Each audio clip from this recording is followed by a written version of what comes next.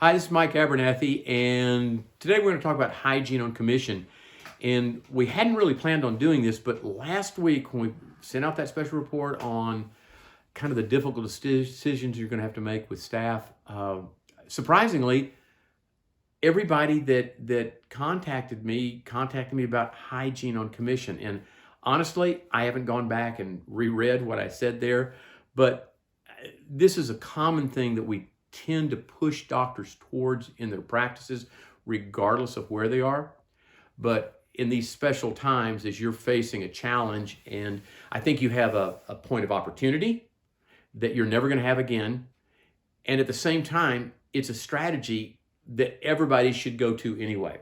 So let me kind of give you the facts and build a tiny bit of foundation here as we go through hygiene on commission. And I want you to also remember, if you have associate doctors, the same philosophy, the same logic is going to apply to what you pay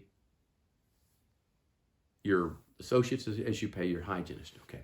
So in most offices, since we're kind of talking about challenges, profit is one of those things that it's almost a four-letter word with more letters, but it's so if I asked you how much profit did you do last year, you're probably going to say the amount of money that you took home. Let's say it was 25%, 30% of what you guys did, or that's not profit. Okay, profit would only occur when your overhead is way below 70%. If you're just taking home 20 to 30% of what you did, then that's about what it would cost for you to pay somebody else to do that. In other words, it's the cost of doing business. As a doctor, you're normally an owner, but you're a shareholder in the corporation and you're an employee. And so again, that wasn't profit. That was earned income. You worked hard to make that money, and that was your pay, was not profit. And so as we look at the strategies that we've been looking at, all of these strategies are to create a better, stronger overhead view so there is actually profit. So when your overhead's 70% or greater, there's no overhead. And then when you get it down to around 65% or less, there is some profit in your practice, and that's what we're looking for. Now, in past, if you go back and read some of the articles that I've written about hygiene on commission, you're going to notice that I mentioned that you could take, and we'll discuss the actual process, but we could make it conditional over 3 or 4 months. We could say, look, we're going to go move towards commission, but we'll take these 4 months and I'll pay you what the hourly wage I'm paying you now, or I will pay you the commission, whichever is larger, averaged over the month. But at the end of 4 months, you go straight commission. So it would give them a time to kind of get used to the idea, learn how to play a new game, and realize kind of what's in it for them. Well, at this time, I don't think we have that luxury. And so I'm going to assume you understand this is an opportunity and it's a challenge, and you're never going to have this opportunity to take this giant step in profitability and helping your hygienist too. And when I say helping your hygienist, I want you to know before we discuss this, because it's going to sound negative sometimes and then sometimes positive for the hygienist, I want the best hygienist I can get. I want them to make more than they could make any place else in the United States, but I also want what they get paid to have some consequences, to have some responsibility, some ownership mentality, so that they would have to kind of own their job. In other words, they get to take home what they kill and clean. And in a commission-based pay, they have the potential of unlimited pay, but there is the consequences of them not working smarter, working with more attention and engagement, making sure they inspire the patients. All those things will affect their pay. But it's the same things that you and I live under every day. If you and I don't do that with the patients that we see in our clinical dentistry, patients won't come back. And so part of doing this on commission basis, well, one, they can control their future, they can make more money, and at the same time, it requires that ownership mentality that we'll develop by this pay deal. So let's talk about hourly pay. I think we've just kind of inherited it over a period of time. But in a sense, if we look back 30 years, hourly pay was fine. We generally might give cost of living raises, maybe a longevity-based raise. And if you look at hygiene pay, they were paid a certain amount per hour, and it's gone up almost every year till today. But if you go back 30 years and look, managed care started coming in. The reimbursement on what they used to do on a fee for service was far less. It might be 20, 30, 40% less, yet their pay has not changed. And this has continued to plague dentistry in the form of a high overhead. And hygienists really haven't had to face the fact that when they do work on a patient and they're involved in a PPO, that even though they do the same thing, what they produce is far less, and that has to affect their pay, okay? Now, so hourly pay, it almost guarantees a decreased production. It means that everybody in your practice gets an hour for recall. Sometimes even new patients get an hour, but an hour for recall? I mean, imagine if you had 2 or 3 hygienists, everybody had an hour for recall, the doctor even schedules on the hour, then about 5 minutes before the hour, on the top of the hour, it's almost 10 o'clock, whatever it is, the front desk, I'm teasing, hasn't been doing anything for 50 minutes, but 5 or 10 minutes before the hour, they start getting a tick and biting their fingernails because they're going to have 4 or 5 patients hit them. They're going to have 4 or 5 patients coming in to be brought back, and no one's going to look competent at that. And so scheduling on the hour creates a lot of bad, ripple effects. It'll mean that patients that don't really need an hour, you've missed that production. You might have somebody who has an upper denture, lower partial, tooth number 22, 27, that's all they got in their mouth, and they take an hour to clean their teeth.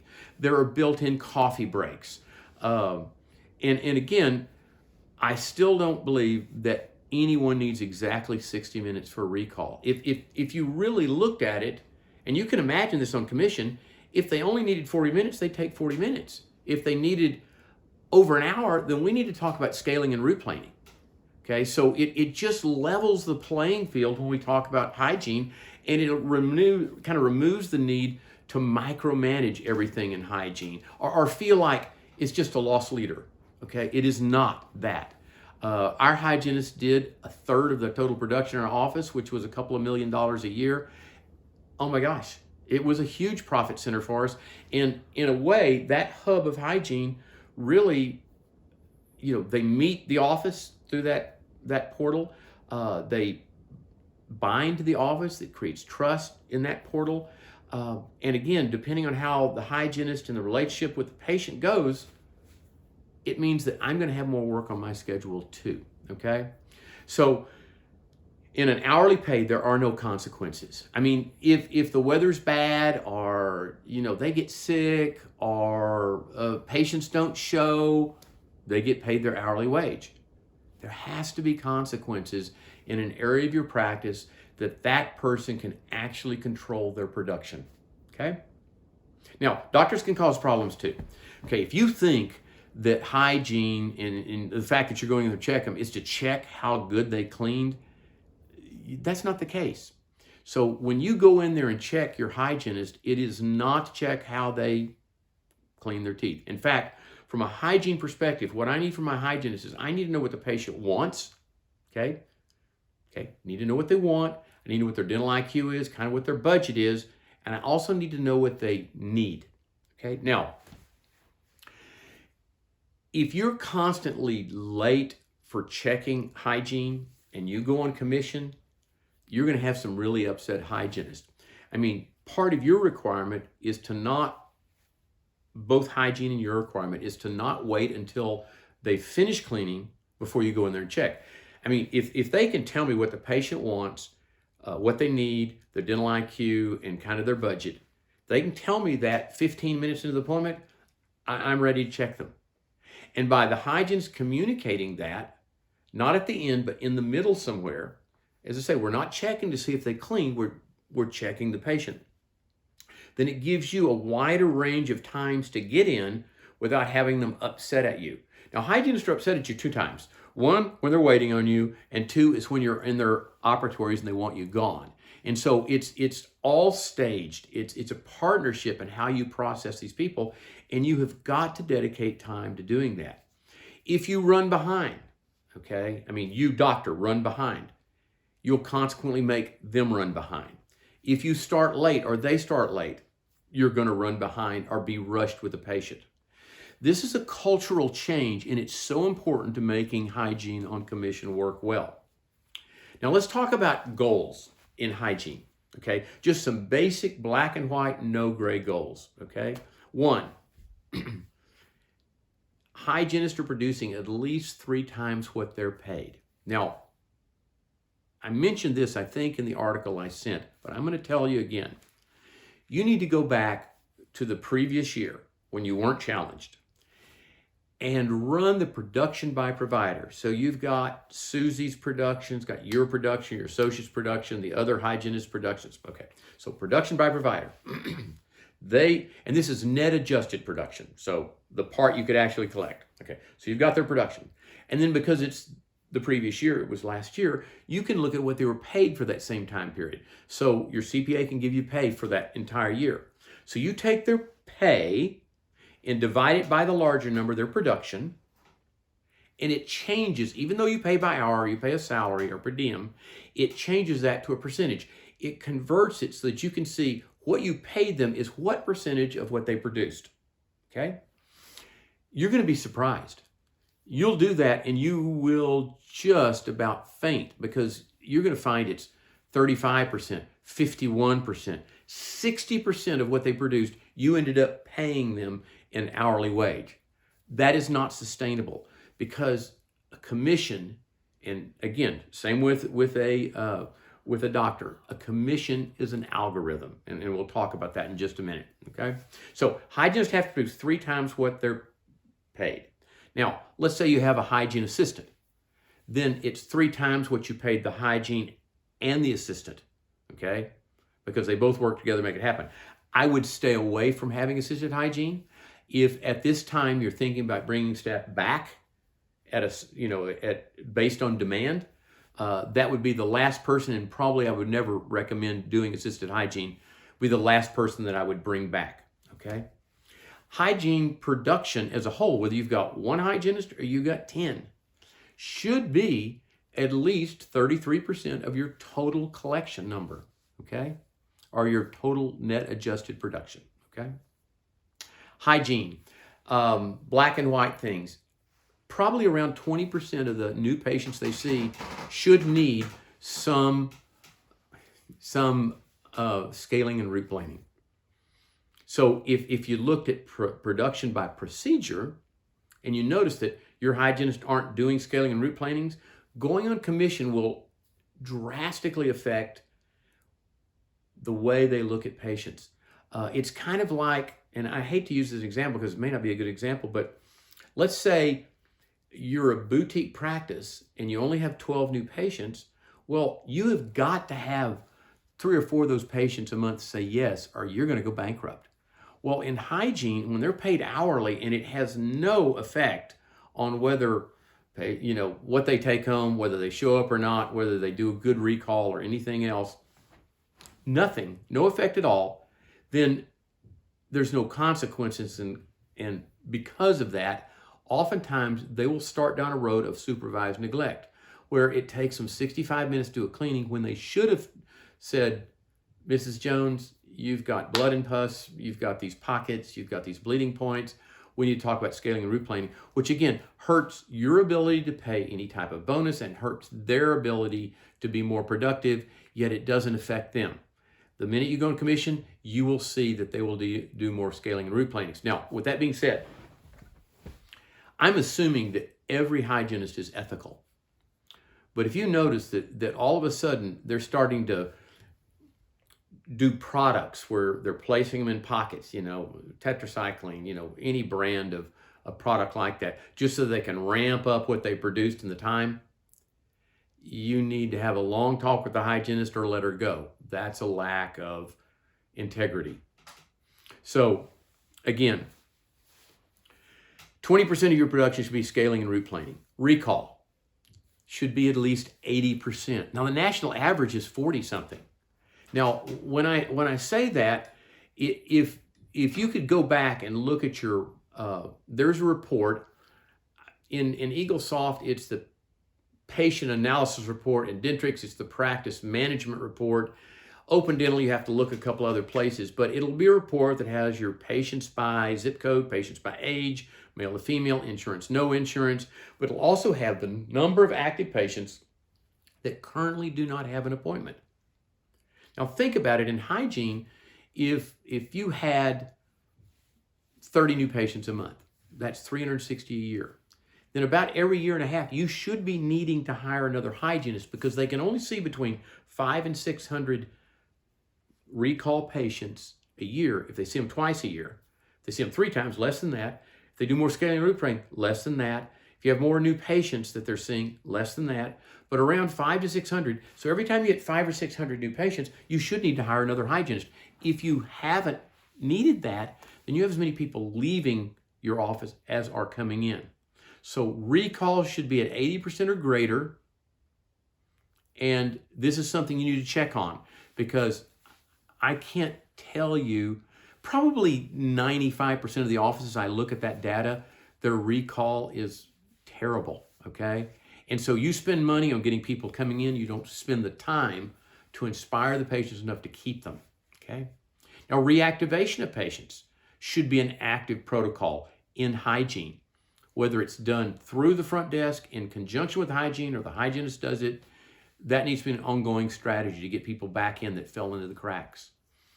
It's ideal. There's someone, maybe it's not their total job, but they have a dedicated portion of their job where their job is to keep the hygienist busy in conjunction with their efforts to make sure that there's no cancellations and no-shows and that everybody gets reappointed, okay? Now, every patient ideally should get a customized appointment. If you need 30 minutes, that's how long you would schedule. If you need 45 or 50, but again, they don't need exactly 60. So again, that will go away once you're on commission. They will start engineering it. And the doctor, the thing you need to be careful of, you need to be timely getting in there to check the patients. Don't keep them waiting and partner with them and make this work. The last thing in hygiene, you need to measure their performance. Now, for me, I always measured in a graph form their production on a weekly basis, the number of scaling and root planings that they did on a weekly basis, and the number of crowns they presented to the patients on a weekly basis. One graph, 3 lines with a goal line. We did that. It's incredible when you start focusing on what you want done. It's called the Hawthorne effect. What gets measured gets done. Okay, now let's look at the hygiene perspective of going on commission. We've talked about this a moment ago, but the reason that they like salaries or per diem or hourly is it creates a sense of security.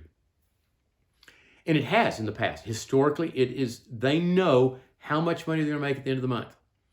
In a commission base, they have no idea. In this time, at this place, at this moment, as we start to bring staff back into our office based on demand, you have no idea what money is going to come in. It may be only emergency patients. There may be no hygiene patients. It may all come back exactly what it was in a month or two. But I'm thinking this may take months and months and months, 6, 9 months, and maybe even longer if we have another challenge later in the year, okay? It may be a very slow process. And so if you prepare the way I'm talking about preparing, we'll have already converted your hygiene to commission, which you should have done anyway. You won't bring people in that won't support themselves based on demand and how much money you're bringing in. But a hygienist perspective is always going to be security, knowing that their hourly wage will get them a certain amount of money. So we've got to measure their performance. If you haven't been doing this, we can help you. Your coach can help you. We can show you what a graph looks like. And again, I had my hygienists just keep that. They would take the daily schedule, make a copy of it, write down the number of crowns they presented. They would circle the number of people who did scaling and root cleaning and the amount of money the net adjusted production they had on each patient, and they would keep it for a week, and then they would post it on the graph that was kept in the staff lounge.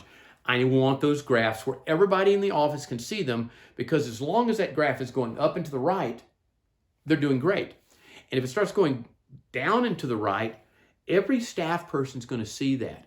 And there's this phantom pressure on the hygienist and on you, because you're going to be graphing your stuff too, on you guys to make sure it's always going up, doing whatever it takes. And then doctor, you have to have the commitment to help them, whatever it takes to make that keep happening. Okay. Now, commission. How do we determine your commission? Okay. Now, and I'm going to include associates here too. And if you've gone back and looked at the production by provider and what you paid that hygienist, and it includes all their benefits and everything the pay should. If there's something else in your P&L, like workman's comp, that wouldn't be accounted for there, you need to add that to it too. But once you divide their production into that and you have a percentage, even though you pay them hourly, you are paying them a percentage of what they did, okay? Now, how do we determine what a fair percentage is? It's an algorithm. If your overhead were 70%, and I was talking to an associate, and I said, doctor, you're the one I want. We need to talk about pay. It's going to be on a commission basis. But I need to make at least 5, maybe 10% on what you do as profit. I mean, if I can't make some profit on you, I can't afford to hire you. And they're going to agree with that. 5% is not that much. And then you say, well, my overhead is 70%. The most I can pay you is 25%. Okay. Now, they either work for that or they don't. And if your overhead is so bad, then you're probably not poised to have an associate working on commission. But it works that way with hygiene too. That percentage is probably going to be somewhere between 25 and about 30%. I mean, it could vary 1% or so each way, but we've got to know where you are now. If you're at 60%, this probably is going to be difficult on your hygienist when they get a 30% cut in pay, or a 50% cut in pay, or a 20% cut in pay. If it's somewhere in the 30% range, what I've noticed is by just working smarter, by being engaged the whole time, scheduling for production, scheduling more efficiently, again, they'll make more money than they made before. But again, it's going to be different with every office, and it's not one size fits all. It has to be designed for your practice, but it needs to be in that real low 30% range at the max. If it's 31, if it's 32, I could live with that if you're going from 50% to 32. But again, you don't have a choice here. And at this time, I think there are a lot of hygienists out there looking for jobs, okay? Now, you figured out what you're paying him now. You know kind of what this should look like, okay? Now, I've had doctors ask, and we were talking about this before we got on, about, okay, what do they get a percentage of? Is it everything in their room? I mean, what if it's a bleaching tray? Okay, or what if it's something that requires, because every state has different laws. I mean, there's some states that hygienists can numb their patients. There's others that can take impressions. There's some that can't, So again, it's going to be a little different wherever you are. So kind of denticize it for your state. But if there is something they do that you're going to pay them a commission on, and it involves a lab fee, or it's a product that has a cost, I think you should diminish that productive number by that lab fee or that cost, okay? What about the exam? Because now, we haven't talked about this, and I won't have time to talk about it, but when you read the articles we've written about 100% case acceptance and hygiene factor, the strong point here is that we're partnering with the hygienist to do 90% of the case presentation in the sense of answering the patient's questions, identifying a need, helping them understand this is probably what the doctor is going to suggest, explaining that treatment modality so that there's some consensus as to what the patient wants. It almost makes a patient coordinator, because that's become very popular today, patient coordinator, almost not necessary if this is done right, because the only thing that you're going to have to do when you take them to the front desk is how to fit it in their budget. You don't need another person to explain treatment or to answer questions, because they've all been answered when you do it this way, okay? So what about the exam fee? I've had doctors do it both ways. I gave them the exam fee, but I gave them the exam fee as a carrot. I said, look, we're going to go commission, but I'll give you the exam fee. But the reality of it is, if we were, let's say it was 30%, we're only giving them 30% of the exam fee. You get to keep 70%. Is it worth $10 not to have them go on commission? Okay, I mean, so I would probably lean towards doing that. Again, we talked about a trial period ramping up. I kind of call this my COVID effect. It's going to be, this is condition of being rehired. The commission is. Now, you might, if you found when you got back and you're facing these challenges that you only have a need for a half a day of hygiene and you want to pay her just an hourly wage for 4 hours as an independent contractor, that's fine, but she will lose or adjust her unemployment condition that she's probably in now. But again, on condition of coming back, this is what you're offering them. And again, if you have multiple hygienists, you're going to have multiple, when you figure out what you've been paying them, you're going to want to pick the hygienist. It might not be your longest, most trusted hygienist. It may be the one hygienist that is most open to this type of pay, the one that the patients really love. She's energetic, she's self-motivated, all of those things. You have to weigh it all in the order that you bring them back.